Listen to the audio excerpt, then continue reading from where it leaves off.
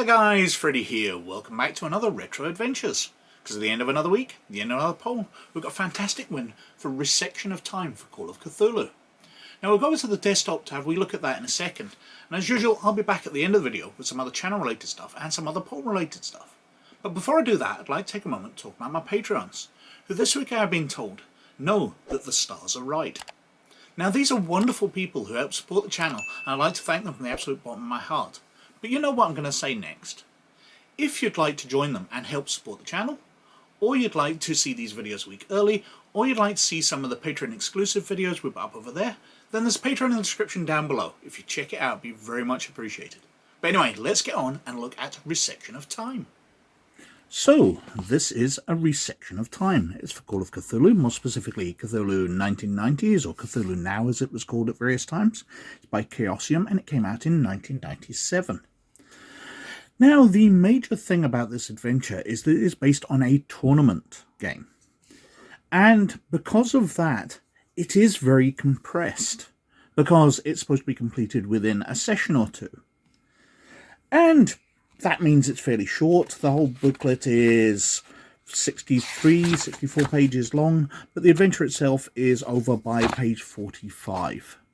The rest being the wonderful handouts that Call of Cthulhu usually provides. Now, the other thing about it being a tournament game is it's kind of designed about certain characters having specific things about them. But there are no pre-generated characters provided in the adventure. So where I would expect in anything else for characters to have backgrounds and then for them to tie in this, it's just suggested that that happens to one of the characters. So if you're playing in a Call of Cthulhu Now campaign, you're going to spring it on a character that this happened in their background. And it's a fairly major thing. But anyway, let's have a look at the back cover. Now, most of the back cover is actually adverts for other things, Mythos and the Hastur cycle, but A Resection of Time. At first, the death of successful archaeologist Kyle Woodson seemed an accident. An automobile crash turned fatal.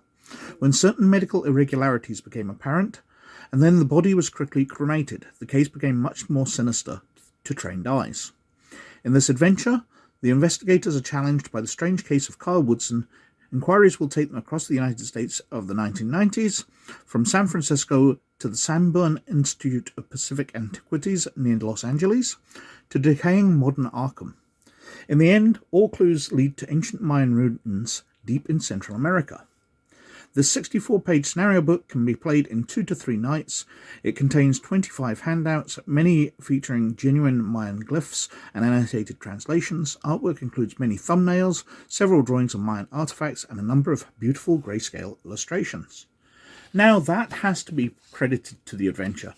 It is absolutely brilliantly researched. The authors either are big fans of Mayan culture and perhaps even studied them at university and decided to use that, or they just decided to do a whole load of research. And many of the references within the book aren't made up. They are from true sources, although edited slightly to include mythos aspects. So it's Call of Cthulhu version of the real world. Inside, well, Chaosium knew how to present a book. It's nice and clear. Obviously, very nice desktop publishing at the time. Now, as usual, at this point, I'll do a quick summary before we start to reveal any more secrets of it. But I think the adventure's too compressed. While there's a lot to love in here, there's many, many good scenes, the adventure itself is going through different situations very, very quickly without building up to them. It just kind of springs them on the players.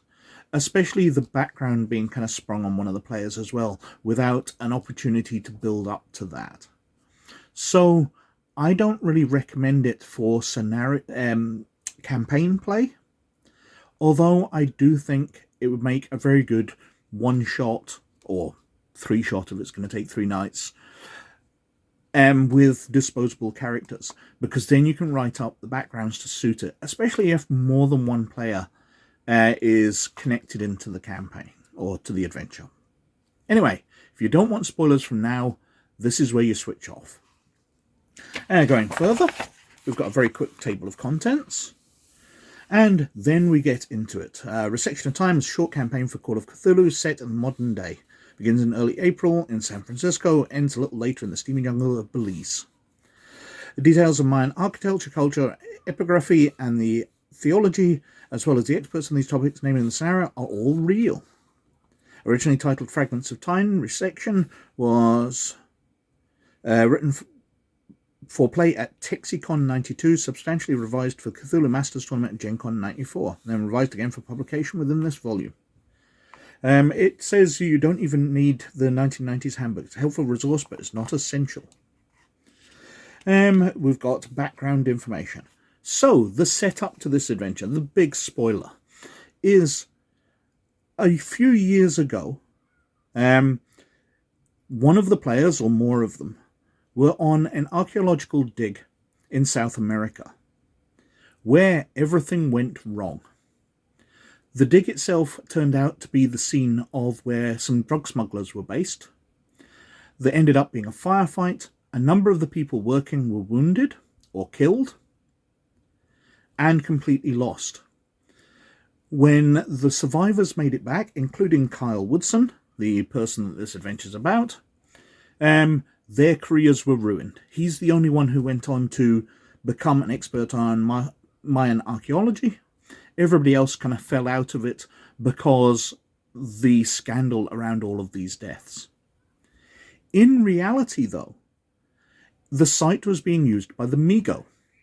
They had controlled a local cult, and when the players, or the archaeology group, including the players and Kyle Woodson, went in there, they got ambushed by the Migo during the night to keep them away from their secrets, and the Migo ended up taking a number of them away, who accounting for the deaths, and all the others got brainwashed into thinking what had happened. Thinking the drug smugglers and the shootout and all that. So, everybody has this background. And Kyle Woodson has made a success in Mayan archaeology and gone back to that site and got involved in the Migo again, as we will discover as we go through the adventure. So we've got background about ancient Maya, Mayan religion and ritual, how to involve the investigators, so obviously they might have a connection to Kyle as well, but there's this Charles Hargrove, and a power meeting with Ramsey Schwartz, who is a rich man who's into having archaeology and investigation. That's his kind of thing, and he was funding the further investigations. So he's keen to find out what happened, even though it looks just like a car accident, but there's something else going on. So they go to San Francisco, they get speaking with the police, and they find out about the hit-and-run accident. Investigating, they find that all the medical records have been destroyed. Through computer accident or whatever, there's only copies of his admission and copies of who was treating him. So they can speak to Dr. Zanka, who will give them details of the treatment received and what had happened. They'll find out that Woodson has already been cremated, but there was a next of kin, his wife. They can go on to his house to investigate, where they meet this stranger who has ID for his wife, but they are one of the cultists, so they will end up ambushing the players, and possibly leading to some players getting wounded, in the home of the person that they're searching for, the reason they died. There's obviously lots of clues there, and that leads on to Los Angeles, or they can head on to the Arkham, or they can head on to Belize. But the adventure recommends going to Los Angeles first. There's information about Mayan clay, so there's a statue within Woodson's place. They can go on to the Institute and investigate that. But all of these lead them on to Belize eventually and returning to the site. So they go through Arkham, and there's various clues to be picked up there. And when they eventually get on to Belize, they discover about The Migo there, the fungi from Yugoth. There's armour, there's their weapons, grenades, the weapons of the yellow sign, the cult. So they get to Belize and they investigate. Migo have their own spells and skills. There's a camp up in the wilds. The Mennonite village, so the cultists who are serving the Migo. Players get involved in a trap. They eventually escape, heading up and ending up in a place being run by the Migo themselves, with a Migo outpost up in the mountains. So there's a gate which can lead onto teleportation onto the Migo places on the moon. The description of everything that's within the outpost, the moon gate room, medical labs, and within it they'll find a statement of Kyle Timothy Woodson. So when he was controlled by the Migo and what he had confessed to.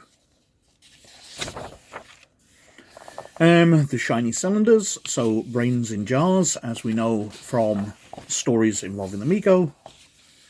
And they will have found out what happened. Not only what happened in Kyle Woodson's background, but what happened in some of the players' background. So there's conclusions, ending in freedom, becoming puppets, what consequences, and then we're on to the many, many handouts.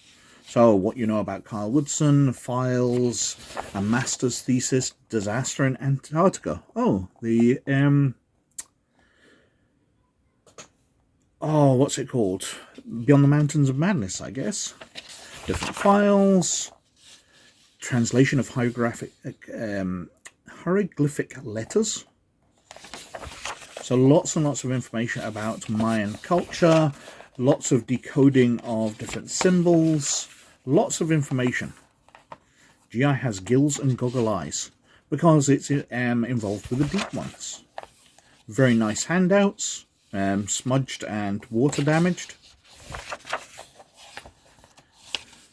Some more of the Mayan pieces of art. And dreams that the players will go because their memories will start to come back. So as they are getting into this, they remember different things because the Migo interfered with their memories. And a very short index at the back. So, Resection of Time. Now, there's a lot to like in here. But it feels very, very straightforward and very, very rushed. As you could see, when they go to Arkham, there's 2-3 pages, and then they're out of Arkham, and that's that section over. An entire visit to a classic place in Call of Cthulhu Mythos, and you're in and out and gone. Similarly, the Institute in Los Angeles is very, very quickly over. They're just picking up a few clues and heading on. There's not massive scope for role-playing within it. It's very, very quick because it is based on a tournament game. So that was Resection of Time, and that won the poll this week with 37% of the vote, which is way ahead of everything else, although in the early days it was swapping about a bit, so I wasn't sure for the first couple of days, but Resection of Time drew ahead and dominated for much of the week. Because in second place on 28% was Tales from the Ether for Space 1889. In third place was The Perfect Warrior for Street Fighter on 24%, and way back behind was The Key of Deliriad for Slay Industries on only 11%. Now, it saddens me that Slay Industries gets no love, because as I've said many times before, it's my local game. It was developed in Paisley, which is about 20 miles in that direction.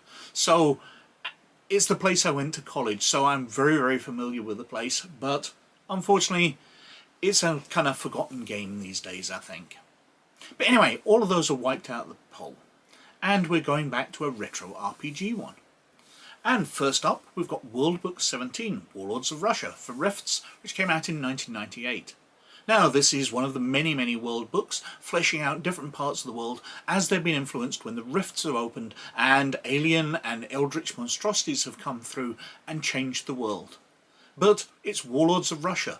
The Russians have held out, so it'll be fascinating to look through that. After that, we've got the Dark Tech sourcebook for Dark Conspiracy. It came out from Games Designers Workshop in 1991. Now, Dark Conspiracy is a Games Designers Workshop game, and one of the many games that I absolutely love.